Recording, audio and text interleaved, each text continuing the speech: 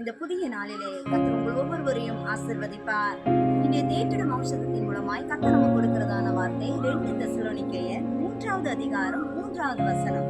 கர்த்தரோ உண்மை உள்ளவர், அவர் உங்களை ஸ்திரப்படுத்தி தீமை நின்று விலக்கி காத்துக் கொள்ளுவார். ஹல்லேலூயா. நீங்களும் நானும் ஆராதிக்கிற தேவன் உண்மை உள்ள வாக்கு மாறாதவர், இறுதி வரை நம்மை நன்றாய் நடத்துவார். ஒரு உண்மையுள்ள தேவனை தான் நாம் ஆராதிக்கிறோம். அவர் சொல்லிய வார்த்தைகள் ஒவ்வொன்றும் நம்முடைய வாழ்க்கையில நிச்சயமாய் நிறைவேறும். தீமைகளால் நிரம்பி இருக்கிற இந்த உலகத்துல நான் எப்படி ஜெயிக்க முடியும்னு நினைக்கிறீங்களா? அவர் உண்மை உள்ளவராய் இருக்கிறபடியினால் நிச்சயமாய் உங்களை எல்லா தீமை நின்றும் விலக்கி காத்துக் கொள்வார். அவர் உங்களை ஸ்திரப்படுத்தி உங்களை எல்லா தீமை நின்றும் விலக்கி காத்துக் கொள்வார். அப்படியானால் உங்களை கர்த்தருக்காக உறுதியாக இருக்கவும், பரிசுத்த வாழ்க்கையில உறுதியாக இருக்கவும் தேவனாகிய கர்த்தர் ஆளுகை செய்து அவர் உங்களை ஸ்திரப்படுத்துவார். God bless you.